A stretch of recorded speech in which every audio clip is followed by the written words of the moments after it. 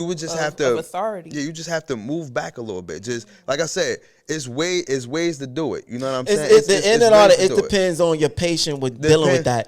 If you want to deal with it, if you cool with dealing with it, then that's cool. That's all it is. So is. it's about what you want to deal with. That's all it is. And being able to understand the environment and situation that you're in at the same time. Yeah. That's all it is. That's all it is. Because every situation requires a different personality. Correct. Nah, definitely, that's facts right there. And speaking of that, code switching, like you were saying earlier. Because a lot of people, it's hard for them to be able to come outside of the character that they were raised in. Mm-hmm. So I just feel like code switching, even though it's hard and it's uncomfortable, it's important in certain situations. Just like that. If or even in a professional setting, like if you in a room full of, for lack of a better phrase, whites.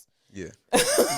Listen, we call them clears. The clears. The other colors. Yeah. You know what I'm saying? If you're in a room full of them, they're not going to be able to relate to how you speak. And you came in the room like, yo, my boy. You know what I'm saying? You can't step to them that way. You have to switch your vernacular and start to speak in a proper manner. And you got to be able to do that back and forth and still be able to relate to them. So and you know what I'm saying? What's your perspective on like what would you do in a situation where you're required to code switch? Like how do you handle that? I deal with that because I'm a mail carrier. So, you know, I work in a predominantly white area and stuff like that. That's where I deliver mail to. And listen, I put it like this, right? I'm still me, but I handle the situation how do I want to say it?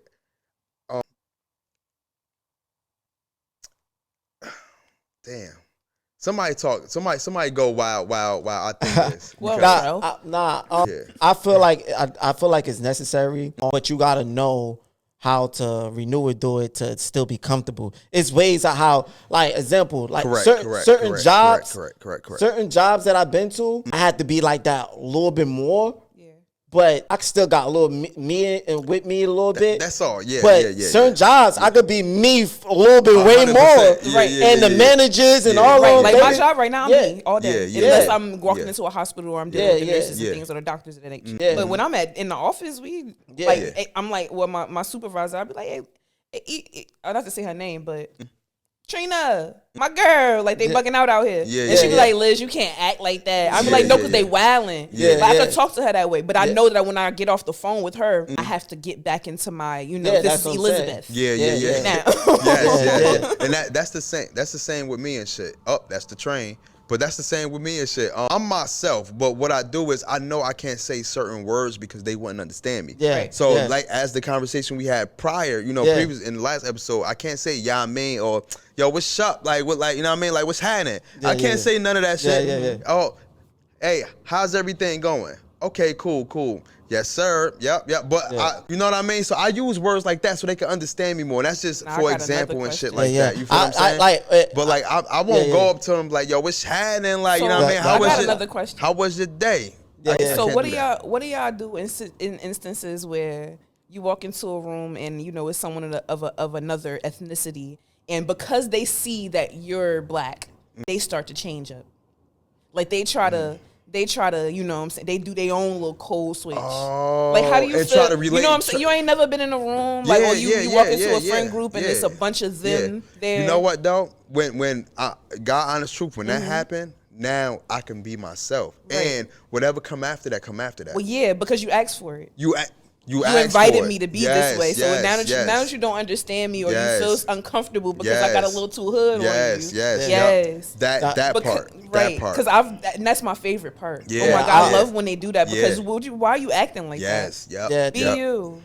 Nah, and I was just about to say, I'm to be honest, I'm not going to even say nothing. I'm not going to do nothing. I'm just going, I'm going to freely be me. And it's just going, more you keep doing that, it's just gonna make you look more dumb and living like it because like the way you gonna sound, the way you acting, the way you be like, yo, you not. I could tell she is or he is, but nah, you don't. I can't. I'm not gonna lie, I hate it. Like why? Like I've been in so many situations where they saw that I could keep up with them, so they tried to switch.